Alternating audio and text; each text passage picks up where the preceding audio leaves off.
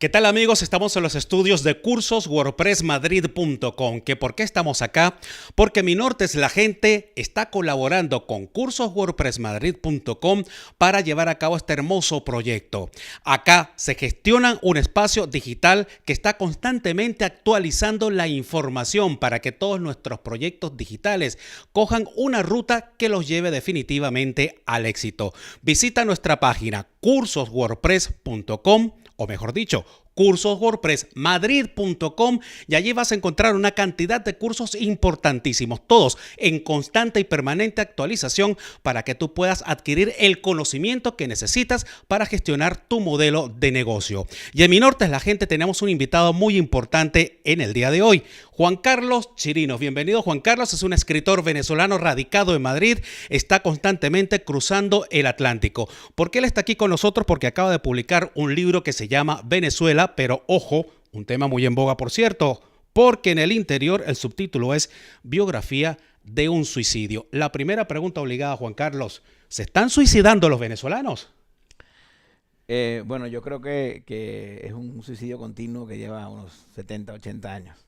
No, bueno, el subtítulo del libro, Venezuela, biografía de un suicidio, es un poco una provocación, yo lo digo en el prólogo, pero también forma parte de cierta reflexión que tiene que ver con el hecho de que Venezuela, nosotros los venezolanos hemos gestionado el país en los últimos 80 años de manera muy curiosa.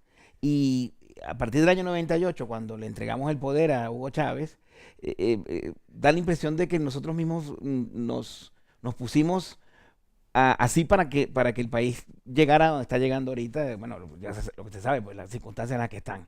Se parece que fueran tendencias suicidas, que no terminamos de construir una república que funcione para todos, con justicia, con igualdad. Y la verdad que es un tema interesante. Yo quise, claro, no es un suicidio en el sentido literal de la palabra, pero sí son pequeños tropiezos que se han ido sumando y que nos han llevado a donde estamos ahorita. Y este libro, Juan Carlos, ¿para quién ha sido escrito? ¿Solamente para los lectores venezolanos, para los lectores iberoamericanos, para los lectores españoles o cualquier lector hispanohablante, al coger este libro en las manos y echarle una ojeada y leerlo, se entera fácilmente de qué es lo que está pasando en Venezuela y por qué? Bueno, la editora Filipín González Camino me pidió hace tiempo este libro. Fue ella la que me sugirió, me dijo, ¿por qué no escribes un libro sobre Venezuela? Un libro sobre Venezuela con el que los que no vivimos en Venezuela, los que no somos venezolanos, más o menos comprendamos lo que está ocurriendo. Y entonces yo comencé a hacer el libro en función de los lectores españoles, que es donde yo estoy. Me di cuenta poco a poco mientras iba preparando el libro y preparando el proyecto y mientras iba escribiendo borradores y todo lo que uno anota mientras investiga, de que yo realmente lo que quería era contar mi visión, lo que yo he visto sobre Venezuela, lo que yo he experimentado como venezolano, que de alguna manera es una metáfora de lo que tú has experimentado y de lo que aquel venezolano ha experimentado en Venezuela, como para darle algunos detalles o algunas pistas al que no sepa nada de Venezuela, por qué Venezuela está como está y por qué Venezuela es como es. Al final me he estado dando cuenta de que el libro también puede servir a cierto tipo de venezolano interesado en explorar otras dimensiones o en mirarse desde otro punto de vista. Y bueno, no sé, no he tenido experiencia con otros latinoamericanos, pero supongo que también puede ser un libro bastante útil para algunos latinoamericanos. En tu libro tú hablas acerca de las pesadillas de grandeza o de los delirios de grandeza que sufren los venezolanos y eso quizás a partir de la construcción de la historia independentista en el romanticismo del siglo XIX hacia el siglo XX. Después de esta experiencia que ha tenido el país en los últimos 17 años, después de miles y miles de desplazados, de migrantes, de refugiados, de exiliados, ¿todavía los venezolanos siguen sufriendo esos delirios de grandeza?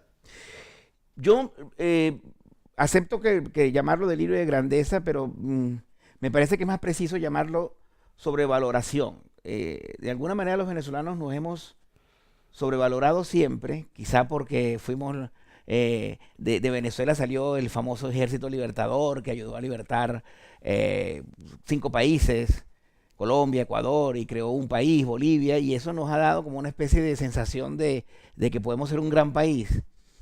Y eso ha sido bueno y malo al mismo tiempo, tener esa sobreelaboración, ese delirio de grandeza, esa idea de que Venezuela es la gran Venezuela o la gran patria grande, nos ha generado eh, grandes conflictos, tanto desde el punto de vista social como desde el punto de vista político y económico.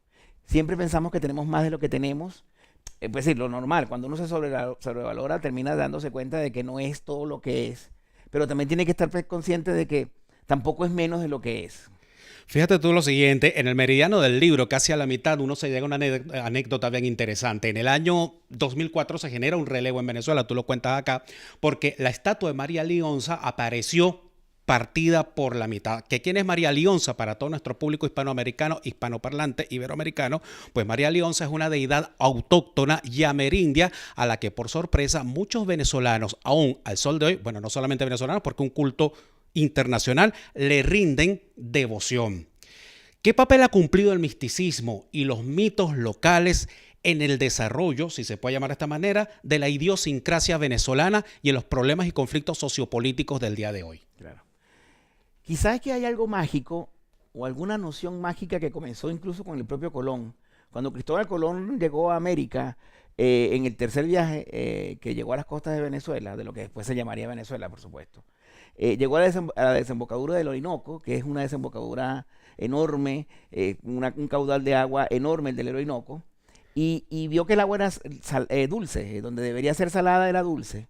Y Colón pensó que había llegado al Edén, y pensó que ese lugar era el encuentro del Tigris y el Éufrates. Y entonces llamó a Venezuela la tierra de gracia. Quizás esa noción mágica, esa cosa de que estamos en un país que es mágico, cubre por encima o funciona como sustrato de la identidad venezolana. Por eso una deidad como María Lionza, el culto María Lionza, es un culto muy importante. Como tú sabes, en Venezuela hay muchísima gente devota de María Lionza, que además tiene una corte en la que está Bolívar y está el negro primero y están los indígenas. Es decir, es una religión, como todas las religiones sincréticas, que tiene mucho poder. Como tú sabes muy bien, en Venezuela hay un enorme mercado para lectores de cartas, para santeros, para todo lo que tiene que ver con signos zodiacales y todo esto. De hecho, me parece que en los periódicos, corrígeme si me equivoco, cuando una pitonisa de estas que lee cartas o hace el horóscopo dice algo, sale como noticia en primera plana. La pitonisa tal o Adriana Asis, que es una que hace el horóscopo, dijo que Venezuela iba a entrar en democracia. La gente se lo cree. Sí. Y es una noticia. O sea, es insólito que sea noticia que una señora que hace horóscopo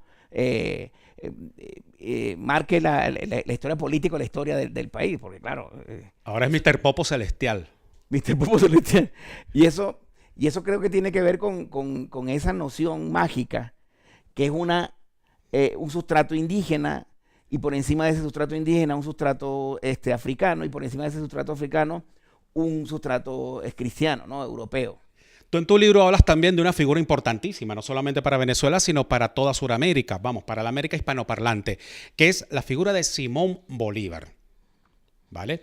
Ahora bien, Simón Bolívar, cuando uno lee tu libro, entiende que está secuestrado por el imaginario y el discurso militar y militarista en Venezuela. Primero por el discurso militar y ahora por el discurso militarista.